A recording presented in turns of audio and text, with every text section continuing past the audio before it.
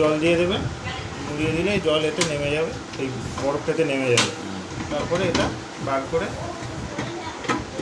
নিয়ে নিতে পারবেন, ইউজ করতে পারবেন। ঠিক আছে, এইখানেই বরফটা জমবে। ঠিক আছে, এই সেকশনটাতে। ঠিক আছে, মাছ, দুধ, চা রাখার এখানে রাখবো। আর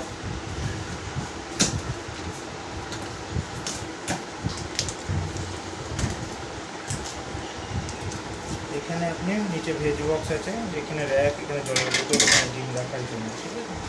আচ্ছা, এই রেগুলেটর সিস্টেম হচ্ছে এখানে 5 হচ্ছে ম্যাক্সিমাম, বেশি ঠান্ডা হবে। আচ্ছা, ঠিক আছে, 1 হচ্ছে কম ঠান্ডা হবে।